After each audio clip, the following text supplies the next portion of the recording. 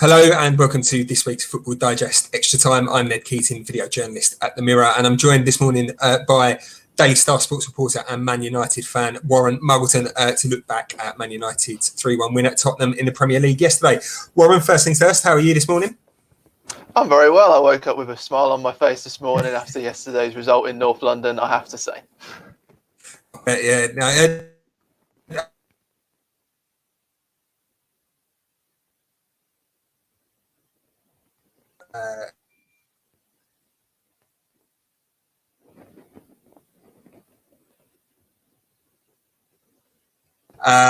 Before falling behind to that Heung-min Son goal, but showing great character in the end and coming from behind to get all 3 points, and that's really all that matters, isn't it? Just getting the wins at the minute. Absolutely. I mean, it's amazing when you look at that game, and all I could do was really think back to the obliteration at Old Trafford that Spurs handed to them for the 6-1. I mean, at that time, United were 16th. They'd lost both of their home games, and Tottenham, they'd 4 in, and they were top in terms of goals scored. And then you look at it, it's just night and day from what you saw at that time.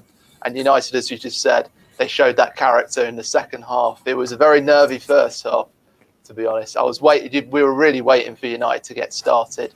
Thought they had. VAR intervened, of course. And in a weird way, the Son Heung-min goal, I think that actually brought about United's best football. Barley, after the Son Heung-min goal and after the VAR, that just lit a fire under them. And they came out firing that second half. They were superb, absolutely superb in that second half. 3 goals, brilliant result. One player for me who really, really stood out yesterday, probably should have had 2 goals really in the end. Edinson Cavani, superb all-around performance. Gave Eric Dyer a run around, not too hard, but Eric Dyer didn't really know where he was. From your point of view, Edinson Cavani yesterday gave the performance that kind of almost convinced you that if you could try and do everything that you can to keep him rather than him going back to South America potentially in the summer, that's what Man United really need to do, isn't it? He's just such a fox in the box, such a wily operator, and he showed that yesterday. Absolutely. I think him staying at United is probably jumped up to probably top priority now in United's transfer to-do list over the summer, I'd say. But if we do have to lose him, he's shown there's 2 factors that he'll have to replace, and they're going to be very expensive to replace. And one of them is his creativity, and one of them is his clinical movement. Because his creativity, that's what he does. He kind of has that role. He doesn't just play as the number 7, as well as the forward. He gets involved in the attacking play as well. We saw that in the build-up to the Fred goal, and we also saw that in some of the other goals as well. But also his movement for the disallowed goal. His movement between the 2 defenders was absolutely textbook for any centre-forward. And it's something that's going to be extremely expensive for United to replace if they have to do it, which is why, I mean, that's probably why Harry Kane is in that discussion, because he has those similar traits. Although they probably weren't on show yesterday, Ned, I think you'd probably say that they have similar traits in that respect. That's something Mourinho certainly built into Harry Kane's play, and that's probably why he is in the talk for United over the summer as well.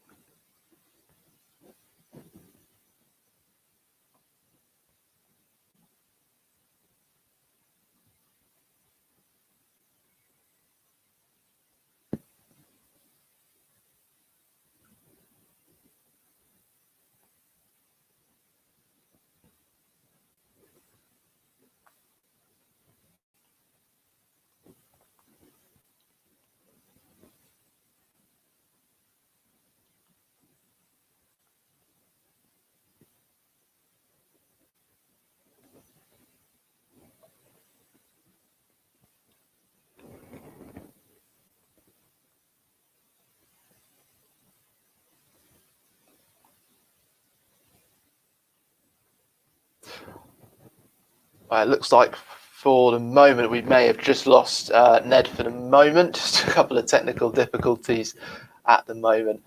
But I mean, on that point of Cavani, I mean, feel free to get some comments down if you're watching us live on Facebook, which is great to have you.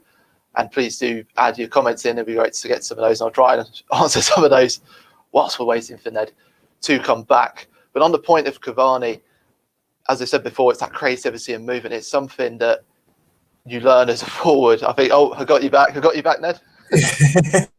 Indeed, sorry about that. Yeah, technical. That's all right. I just went on a little ramble about Cavani. Where did I lose you? About his move United on Sunday, how impressive he was. One thing that stood out for me as well.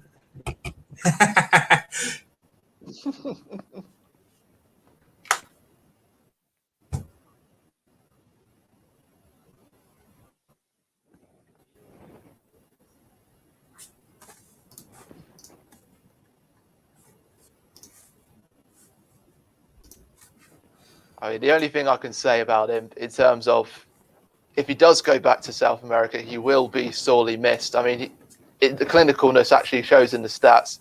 2 shots and 2 shots on target, both of them hitting the back of the net. That tells you all you need to know, to be honest. He knows how to find a space.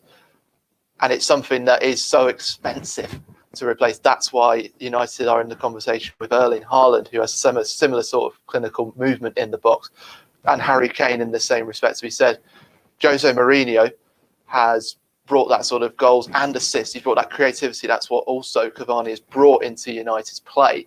And that is the thing that I think is going to be so hard to replace. And that's why I think Kane has to be in the discussion as well.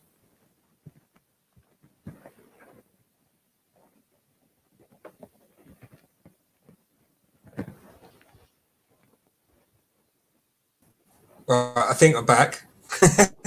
I think you are. I think Blame you are Plusnet. coming in Never and get out. Plusnet, lads. I mean, it's, in terms of if we, it looks like Cavani. So there's something telling me that we should move on from Cavani. I mean, why don't we talk about the VAR perspective? If I give the United take on it, I mean, the VAR goal, the VAR disallowed goal. For those of you, if you somehow managed to not see it, we saw Cavani hit the back of the net from a Pogba assist, but the VAR official, Craig Pawson, looked back and saw Scott McTominay's hand hit Son Heung-min on the face as he was running forwards. And that, in the end, that ruled out the goal. And it was a real disappointment. Mike Phelan's face said it all. He was just sitting there looking up to the heavens. And there's been so many takes on it already. And the majority of pundits are saying that it's ruining the game. It's killing the game. Part of me feels it's in that way, but I think actually it sort of brings to light a possible solution to the VAR problem. Now, in rugby union, the way it works with the TMO, television match official, is the referee has to ask them, is there any reason why I cannot award this try? And it goes up to the TMO to sort of have a look at it and find any mitigation and say, right, this is a reason why. It shouldn't be this. This is the problem I think there is that it's the VAR official, it overrules in a way what the referee is saying on the pitch. So when it comes to him, he has a look, and then as we've seen, as soon as it goes to the screen, it becomes a case of the decisions getting changed. So I think that's where the problem comes. I think the referee has to keep the authority when it comes to these VAR decisions. But it was just a bit of a farce, let's be honest. It was all, I mean, I'm sure Ned, if we can get him back, will give us the perspective on the Tottenham side of things. I'm sure they would have enjoyed it. And Solskjaer and Mourinho's odd discussion after. So there he is, Ned. Yeah, my Plusnet's nearly as bad as Spurs were yesterday. This is going to be fun to edit afterwards. Yeah, exactly. Ryan, you've been holding the fort for us. Yeah. No, well, I've just been giving my take on the whole VAR farce. I mean, I've given the Man United side of it. I mean, what was your take on it, mate? It's not a foul, is it? Really, at the end of the day, pure and simple. It's as everyone said, if that's a foul, then we all need to go home. Do I blame some for going down like that? No, every player does that nowadays, don't they? They all go down because they all know that that's probably the best way to get a foul. Should he? Is it setting a good example to kids? No, it's not, because it's teaching them to over egg stuff, and you'll get, you're more likely to get stuff on a pitch. And crucially as well, does that foul foul have any impact on Man United scoring the goal, stopping them from scoring the goal? No, it doesn't. Son's nowhere near getting that ball off of McTominay, and then obviously the subsequent passes that we didn't stop playing them. We still tried to prevent it. That ball doesn't lead to Cavani, proper sticking the ball through the legs of Aurier, and then Cavani putting the ball in the back of the net. That foul on Son has no bearing on that. That still happens regardless of whether or not he gets touched in the face or he doesn't. The other thing that I will say is that VAR was actually probably used in a good way yesterday to make sure that the referee was the one to check the decision. In terms of the process of using VAR, I like that, but in terms of the actual decision that he came to, completely and utterly wrong. And that's coming from a Spurs fan who should be, saying that, oh no, it was a foul, and you'd be angry, you'd be livid. If the boot was on the other foot and Son had hit McTominay in the face, and then that had led to us not getting a goal, you'd be laughing. You wouldn't. You'd just be livid with that, and I'm just glad that probably in the end that it didn't cost United the game, because the right team still won and still got the 3 points in the end. Absolutely. I mean, it's weird. I was just saying in that respect, the way I saw it with the VAR perspective, I thought it kind of showed the example on that point where I think the VAR should be used in a scenario in rugby where you say, is there any reason why I cannot award this goal? I think that's the way it should be used. And I think that maybe that's what it was going towards, but I think in the end it still needs to be the referee's decision. No, absolutely. I mean, we could talk probably for days and years and months about VAR this season.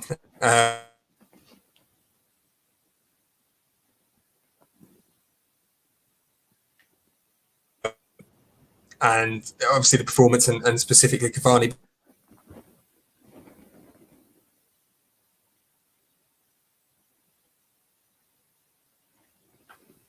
From your kind of viewpoint as a Man United fan, you've enjoyed, maybe more endured football under Mourinho in the past.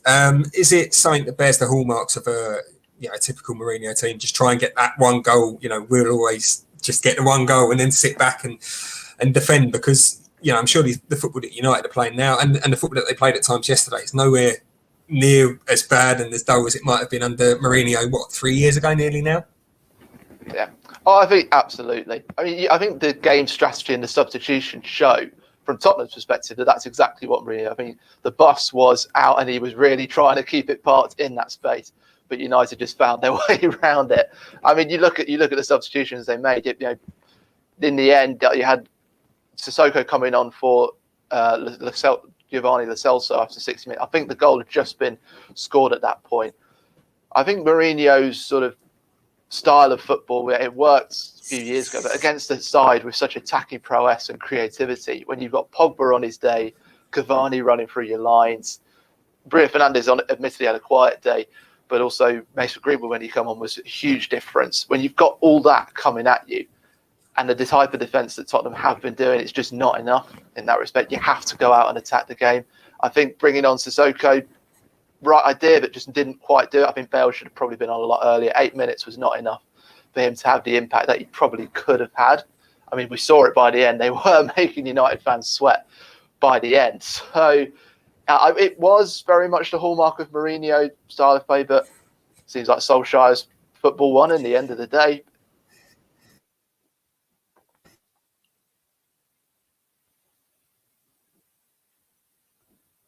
In the top four, I think that's probably long.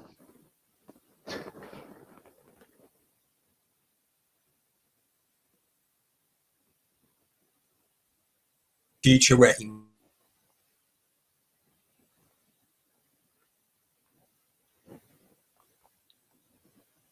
us this season.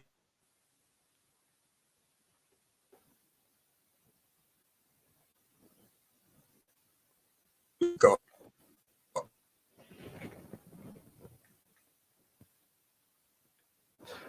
Yeah, I think I'm just about piecing that together. I'm just about piecing it together, and I think you're asking me about Kane's future, basically. I think that's what he's saying.